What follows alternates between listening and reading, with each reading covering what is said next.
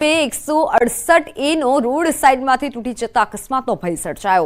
હાઈવેની નબળી ગુણવત્તાની કામગીરીની પોલ ખુલી અને બીજી તરફ માર્ગ તૂટ્યા બાદ હજી સુધી તંત્રએ ખાડાની આજુબાજુ બેરિકેડિંગ નથી કર્યું, તેથી રોડ પર મોટા અકસ્માતની ભીતિ સેવાઈ રહી છે। વાહન ચાલકો જીવના જોખમે રોડ પરથી પસાર થવા મજબૂર બન્યા છે।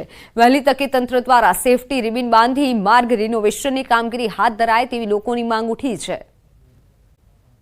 સુરતમાં હીરામાં મંદિરને લઈને શહેર કોંગ્રેસ દ્વારા ડાયમંડ એસોસિએશનને આવેદનપત્ર પાઠવવામાં આવ્યું છે। મંદિરમાં રત્ન કલાકારો માટે કોઈ વ્યવસ્થા ઊભી કરવામાં આવે તેવી માંગ કરવામાં આવી છે। કોંગ્રેસના પ્રમુખ સહિત કાર્યકરો સાથે રજૂઆત કરી આ સાથે રત્ન કલાકારોને જે કંપનીમાંથી છૂટા કરવામાં આવ્યા તેઓને પરત લેવામાં આવે તેવી પણ માંગ કરાઈ છે। ઘટના જેટના સામે આવી છે। રત્ન કલાકારો માટે અલગ વ્યવસ્થા કરવાની માંગ કરવામાં આવી છે। કોંગ્રેસના પ્રમુખ સહિત કાર્યકરો સાથે રજૂઆત કરવામાં આવી। આ સાથે રત્ન કલાકારોને જે કંપનીમાંથી છૂટા કરવામાં આવ્યા તેઓને ત્યાં પરત લેવામાં આવે તેવી પણ માંગ કરાઈ છે। ડાયમંડ એસોસિએશનને શહેર કોંગ્રેસની આ રજૂઆત સામે આવી।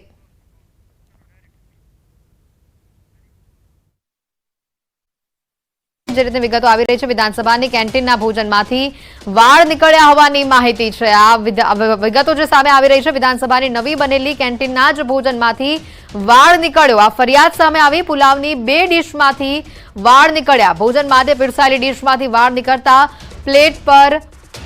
પ્લેટને પરત કરવામાં આવી। વીઆઈપી લાઉન્જમાં પીરસાયેલા ભોજનની પ્લેટમાં વાળ નીકળતા ફરિયાદ કરવામાં આવી છે। ખૂબ જ મોટા સમાચાર। વિધાનસભાની કેન્ટીનના પ્લેટમાંથી વાળ નીકળ્યા। એક નહીં 2 પ્લેટમાંથી નીકળ્યા। વધુ માહિતી મેળવીશું। ગીતા અમારી સાથે ફોન લાઈન પર સંવાદદાતા જોડાઈ ચૂક્યા છે। ગીતા, વધુ માહિતી શું? જી, ગુજરાત વિધાનસભાની જે નવી કેન્ટીન છે તે ગુજરાત વિધાનસભાના અધ્યક્ષ શંકર ચૌધરીની સીધી સૂચનાથી પત્રકારોને અને વીઆઈપીઓને સારું ભોજન મળી રહે, ગુણવત્તાવાળું ભોજન મળી રહે અને સફાઈયુક્ત આખું વાતાવરણ જળવાય તે માટે જૂની જે કેન્ટીન અને જે કોન્ટ્રાક્ટર હતા તેને બધીને નવો કોન્ટ્રાક્ટ આપવામાં આવ્યો હતો અને તે કોન્ટ્રાક્ટ અમૂલ ને આપવામાં આવ્યો છે। પરંતુ શંકર ચૌધરીની જે આશા કે મંશા હતી કે ગુણવત્તાયુક્ત ભોજન મળે તે ઠગારી આશા નીવડી છે। કારણ કે આજે જે ભોજન પીરસાયું વીઆઈપી લોન્જમાં, વીઆઈપી લોન્જ એ છે કે જ્યાં વીઆઈપીઓ અને પત્રકારો જ માત્ર ત્યાં ભોજન કરે છે, અન્ય લોકો અલગ સાઈડમાં ભોજન કરે છે। વીઆઈપી લોન્જમાંથી જ પુલાવની જે ડીશ ઓર્ડર કરી હતી તે બંને ડીશમાંથી વાળ નીકળ્યા છે। એટલે વિધાનસભાની જે કેન્ટીન છે જ્યાં સેંકડો લોકો જયારે સત્ર હોય ત્યારે હજારો લોકો જ્યાં ભોજન કરતા હોય છે તે ખોરાકની ગુણવત્તા ઉપર હવે સવાલ ઉઠ્યા છે। કારણ કે પુલાવની જે 2 ડીશ ઓર્ડર કરાઈ હતી તે બંને ડીશમાં વાળ નીકળ્યા છે। એના ફોટોગ્રાફ્સ ન્યૂઝ 18 ગુજરાતીના દર્શકો ન્યૂઝ 18 પર જોઈ શકે છે। હાલ તો આ પીરસાયેલી ડીશને પરત કરવામાં આવી છે અને તેના મુદ્દે શંકર ચૌધરી સહિત આભાર ગીતા માહિતી બદલ। રાજકોટમાં જન્માષ્ટમીના લોકમેળામાં એસઓપીના પાલનને લઈને વહીવટીતંત્ર હજુ પણ દીર્ઘામાં છે। લોકોએ લોકમેળાને લઈને તંત્ર આંખાડા કાન કરી રહ્યું હોય તેવું લાગી રહ્યું છે, કારણ કે સંચાલકોએ લાકડાના ટેકા પર રાઇડ્સ ઊભી કરી દીધી છે અને એવામાં તંત્રની કામગીરી સામે સવાલ ઉઠી રહ્યા છે। જિલ્લા કલેક્ટર એસઓપીના પાલનને લઈને મૌન છે। લાકડાના ટેકા પર રાઇડ્સને લઈને અનેક સવાલ કરતા કલેક્ટરે પોતે 2 દિવસથી ગાંધીનગર હોવાથી મેળાની વિગત ન હોવાનું કહી જવાબ આપવાનો ઇનકાર કર્યો। જો કે અગમચેતીના ભાગરૂપે રાજ્ય સરકારને પત્ર લખવાની વાત કરી। કલેક્ટર પ્રભાવ જોશી રાજ્ય સરકાર પાસેથી એસડીઆરએફ અને એનડીઆરએફની ટીમ ફાળવવા બાબતે પત્ર લખશે। લોકમેળાના ઇતિહાસમાં પ્રથમ વખત ડિઝાસ્ટર મેનેજમેન્ટ સાથે જોડાયેલી એજન્સીના જવાનોની માંગ કરવામાં આવશે। રાજકોટથી સંવાદદાતા અંકિત જોડાઈ ચૂક્યા છે। અંકિત, લોકમેળાને લઈને હાલ શું ખબર સામે આવી રહી છે?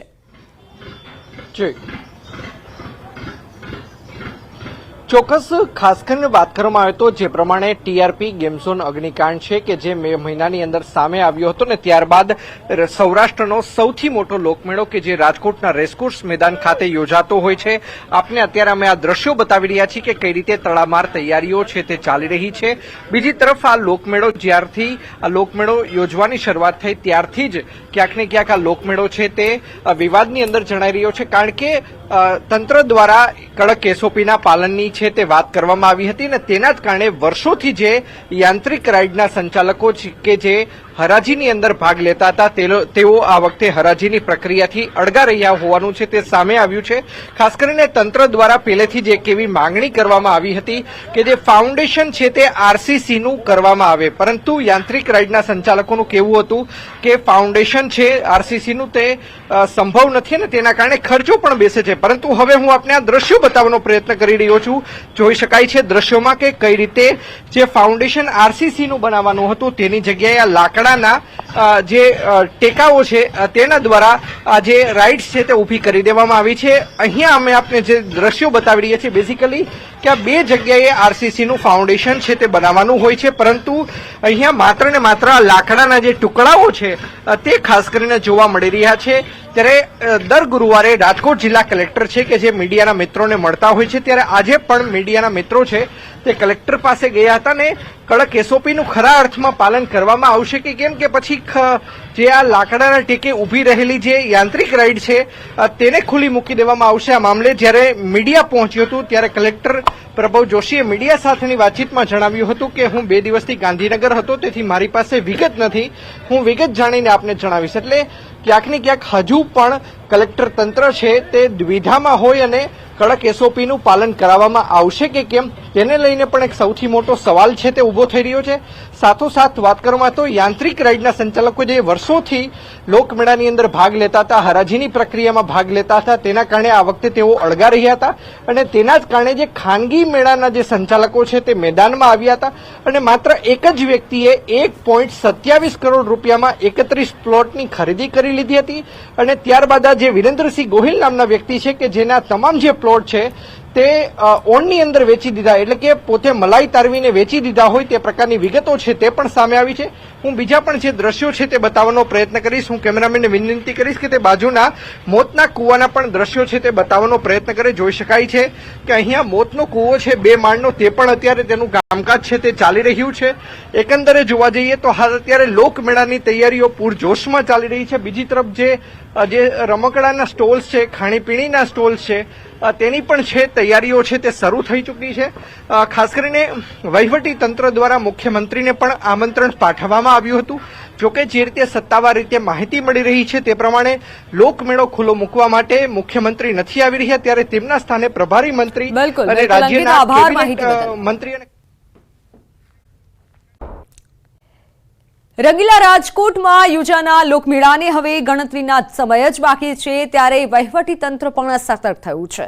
સૌરાષ્ટ્રના સૌથી મોટા લોકમેળાની 24 ઓગસ્ટથી શરૂઆત થવાની છે, ત્યારે ફાઉન્ડેશનને લઈ હજુ પણ વિવાદ યથાવત જોવા મળી રહ્યો છે. એસઓપી અંતર્ગત યાંત્રિકના રાઇડના ચાલકો દ્વારા ફાઉન્ડેશન ઉપર જ યાંત્રિક રાઇડ લગાવવી ફરજિયાત છે અને બીજી તરફ સોલ ટેસ્ટ પોઝિટિવ આવતા ફાઉન્ડેશનની જરૂરિયાત ન હોવાનું યાંત્રિક રાઇડના સંચાલકો જણાવી રહ્યા છે.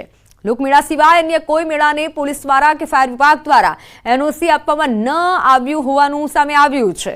મહત્વનું છે કે લોકમેળો હોય કે ખાનગી મેળો, તેમાં દર 50 મીટરના અંતરે પાણી ભરેલ ડ્રમ રાખવા ફરજિયાત છે, સાથે જ અગ્નિશામક સાધનો રાખવા પણ ફરજિયાત છે.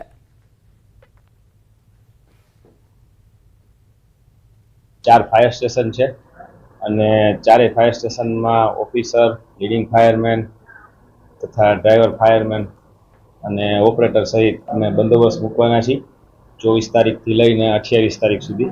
દર 50 મીટરના અંતરે પાણીના બેરલ ભરેલા રાખવાના, ફાયર એક્સટિંગ્યુશર એબીસી ટાઈપના 6 કિલો અને CO2ના 4.5 કિલોના ફાયર એક્સટિંગ્યુશર રાખવાના.